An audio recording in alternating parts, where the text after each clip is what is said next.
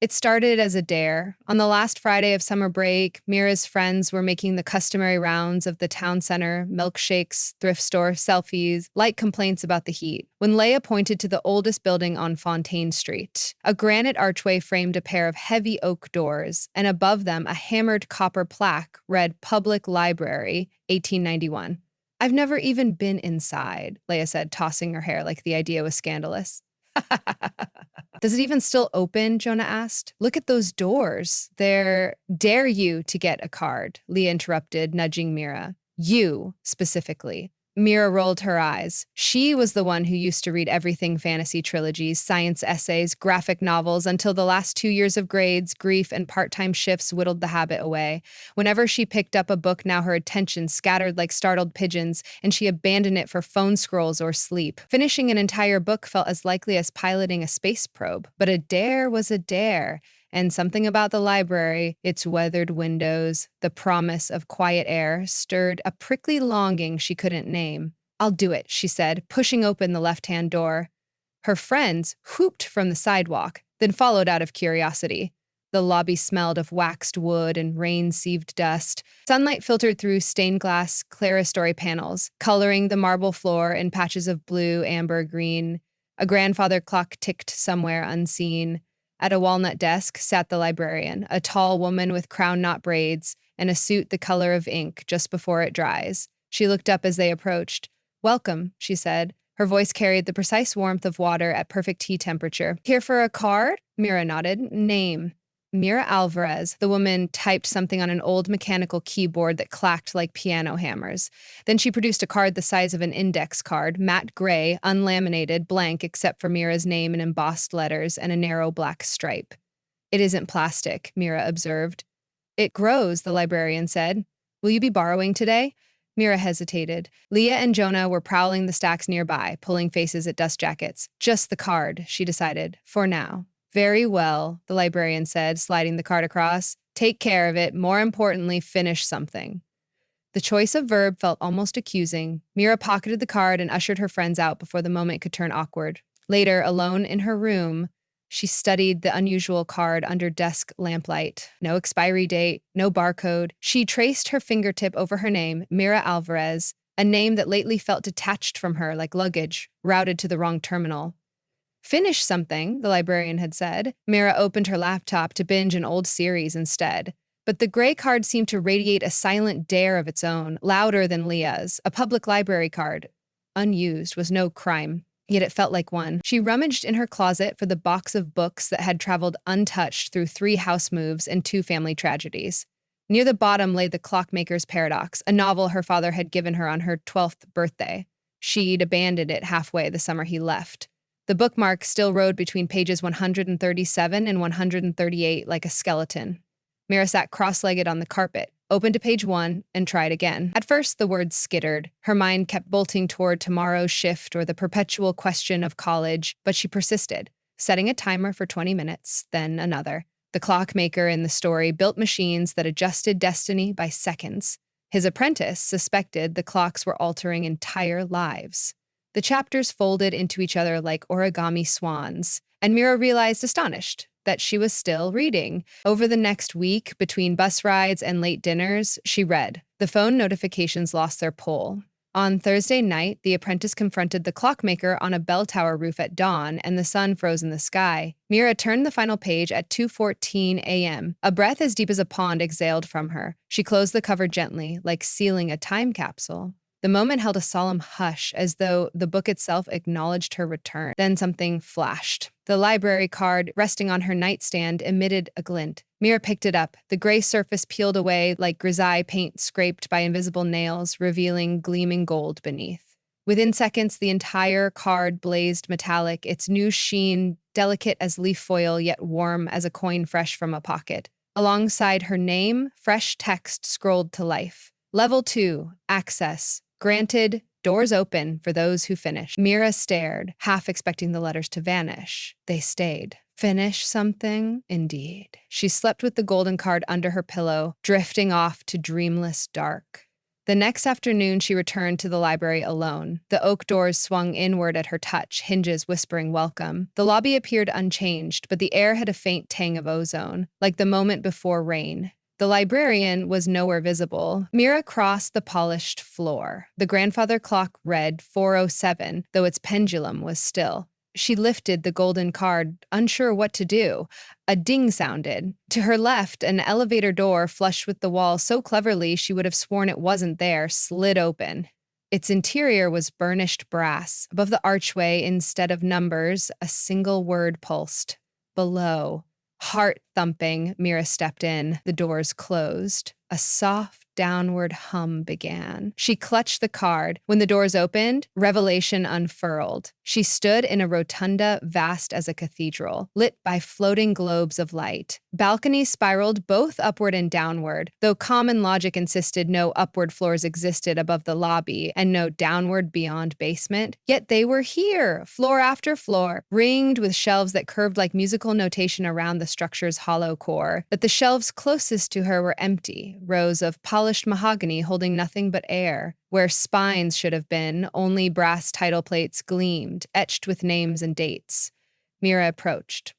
Row 1, column A, The Inventions of Jonas York. Blank. Row 1, column B, The Immortal Appetite. Blank. Row 1, column C, The Quiet Uprising of Mira A. Pending. She reached out but drew her hand back before touching the vacant space. Footsteps approached. She turned to see the librarian descending a staircase that materialized momentarily, coalescing under her shoes like thought becoming word.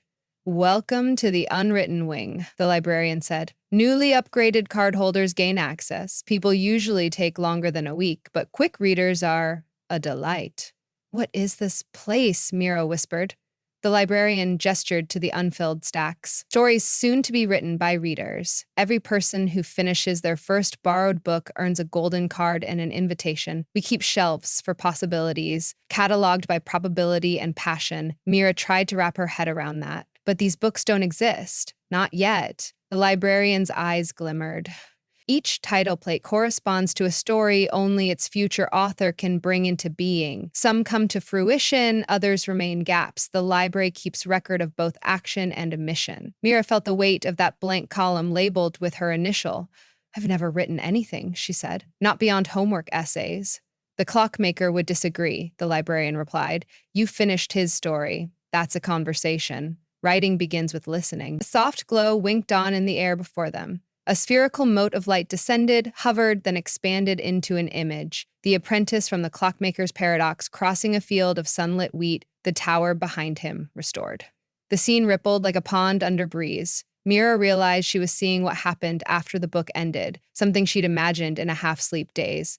"The act of finishing bursts possibilities," said the librarian. "Your mind's sequel is one such.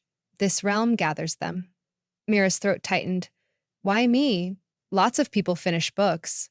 "They do. Many receive golden cards. Fewer step through the elevator before the call fades beneath routine. Fewer still keep coming."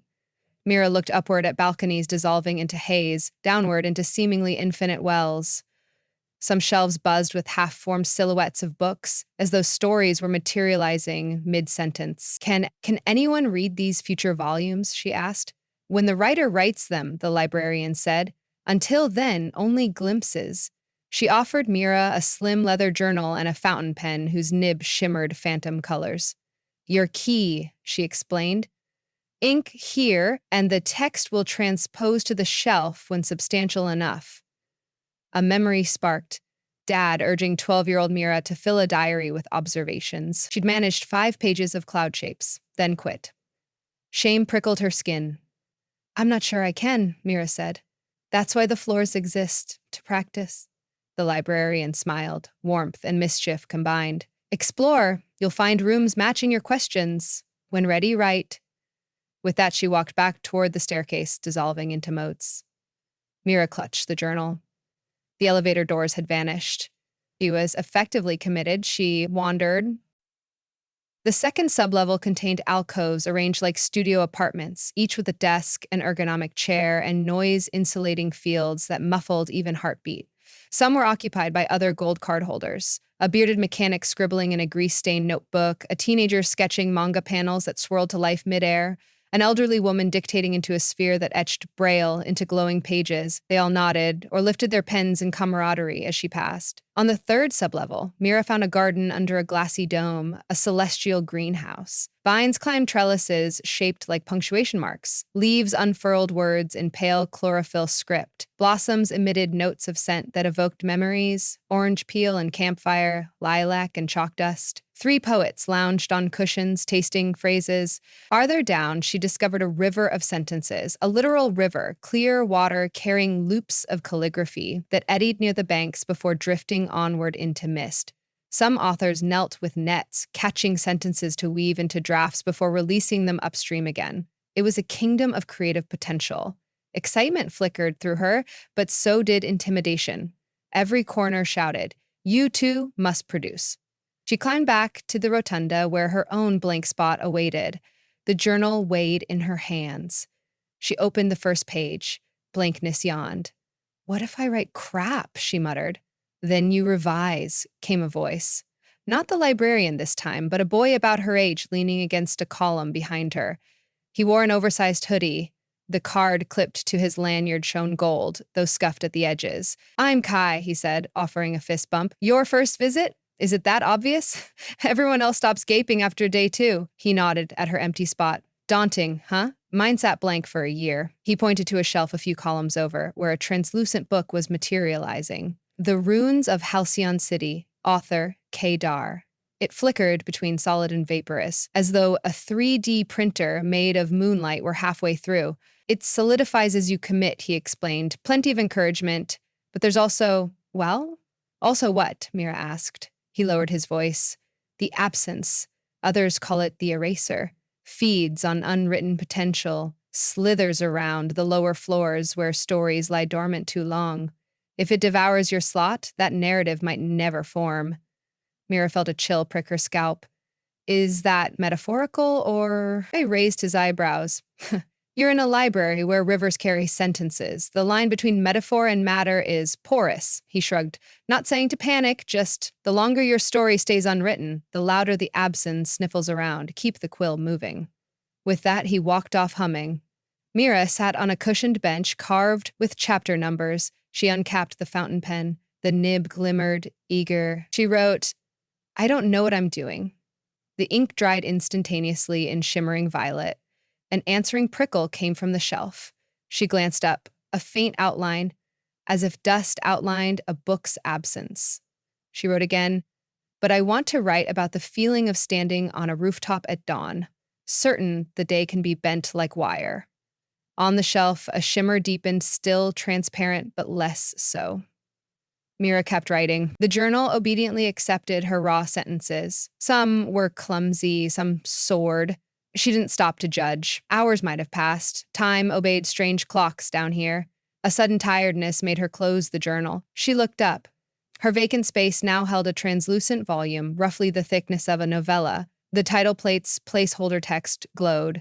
"The Quiet Uprising of Mira A. Draft 0.3. An unexpected tear warmed her eyelid. She brushed it away, then heard a distant hiss like suction. Below, from the spiral abyss, a void black coil slithered into view, absorbing light.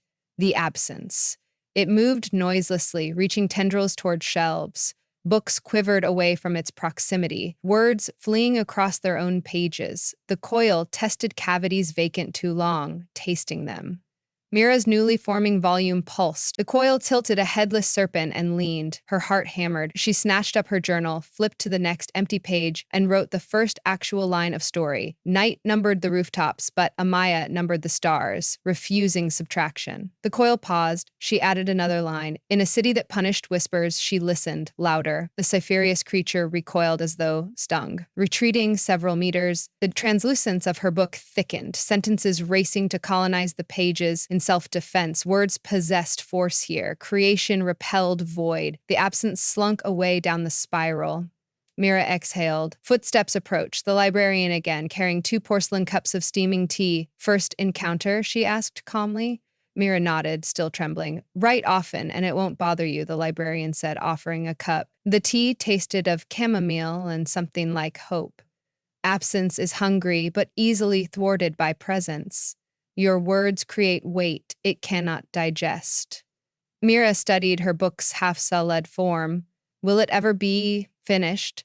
Stories choose their length. When yours is ready, the cover will close and the shelves will hold it as a complete volume. Then the public library upstairs will catalog a copy for any reader topping out of the elevator. The idea that strangers might borrow her tale felt both terrifying and thrilling. But to reach that, the librarian continued, keep returning. Consistency grows gold into something brighter. She pointed to Mira's card. It still gleamed, but now bore a faint silver filigree along the edges, an evolution within evolution. New levels? Mira asked. In time. Mira sipped tea. I want to help others get here, she said abruptly, surprising herself. My friends, Leah, Jonah, they don't finish books, but maybe if they knew. You cannot drag anyone, the librarian said gently, but you can light the path. Lend them stories that grip, discuss endings over milkshakes. When they finish on their own power, the elevator will open. Mira pictured Leah's smirk softening into wonder. She smiled. When she returned to the elevator hours later, the lobby clock read only 4:18, 11 minutes after she'd descended. Time, it seemed, was polite to readers. Over the following weeks, Mira developed a rhythm. She worked her part-time shifts, turned in essays, and carved evening hours for reading and writing. Some days yielded paragraphs, others single sentences. She came to understand revision, how words could be coaxed, not commanded. Kai read her drafts, offering tips about scene tension. The mechanic in the grease-stained overalls explained pacing via engine analogy. The elderly woman taught her to taste lines aloud. Meanwhile, upstairs, she coaxed Leah into borrowing a slim mystery novella. Jonah found a sci-fi graphic novel he finished in one gulp. One by one, their cards flashed gold. Mira waited near the elevator when Leah discovered the hidden door. Eyes wide as sugar bowls, immense joy unspooled inside Mira then, the joy of passing torches, yet writing was not always luminous. Some nights the absence pulsed at the periphery of her thoughts, whispering that no one would care, that time could be better spent earning money or doom-scrolling news feeds. When uncertainty peaked, Mira returned to the library, sat among the supportive hush, and simply read. Replenishment came in sentences crafted by others before her. The elevator remained gracious no matter her purpose. The winter arrived. Snow feathered the city, muffling sirens and engine roars. Mira's journal neared its final pages. She wrote by window light, scenes of Amaya sparking rooftop revolutions with coded constellations, of communities rewriting curfews into concerts, of quiet pressure forging thunder. One December evening, she dashed the closing paragraph. Hand cramping. The last line landed like a stone in a pond. So the city kept counting, but this time it counted everyone. She felt something click. The journal's binding glowed, then dimmed. On the shelf, her volumes solidified, color seeping into cover art that depicted rooftops stitched with stars. The title plate updated, The Quiet Uprising of Mira A complete. Behind the engraved lettering, a tiny latch popped. A duplicate copy, burst by a mysterious process, materialized in her hands, paperback size, glossy. Mira gasped, stroking the spine. Congratulations, the librarian said, appearing with uncanny timing. Your first finished manuscript. Mira held the book to her chest. Will anyone read it? Shelved upstairs in the new fiction section as of now. The librarian's smile softened. Readers seeking rebellion will find it. Mira imagined a stranger's fingers pulling the book from a shelf, the moment of connection that flickered between unseen minds. What happens next? She asked. The librarian unfolded a fresh gray card and handed it over. At Mira's touch, it turned cobalt blue and vibrated with hidden circuitry. Platinum awaits beyond blue, the librarian said. There are higher floors, ones holding stories, not of pages, but of worlds. You may climb whenever you feel ready to begin again. Mira slipped the new card into her wallet where it pulsed like a tiny heartbeat. Outside, snow kept falling. Footprints filled and vanished. Mira stepped into the night humming lines from her own book, lines she now knew by heart. Tomorrow, she would recommend a novel to a stranger in her checkout line. Next week, she would coax her mother into finishing the memoirs she'd set aside. Each completed story would forge another key, another golden flash, another explorer of the hidden floors. Because the secret wasn't merely that reading unlocked doors, it was that finishing did. And once a person crossed that threshold, once they tasted the alchemy of turning endings into beginnings, they became capable of more than they had ever dared imagine. A library card could upgrade to gold, a shelf could bloom from absence to presence, and a single reader brave enough to read the last page could unlock floors filled with stories yet to be written. Some of them, perhaps, written by her.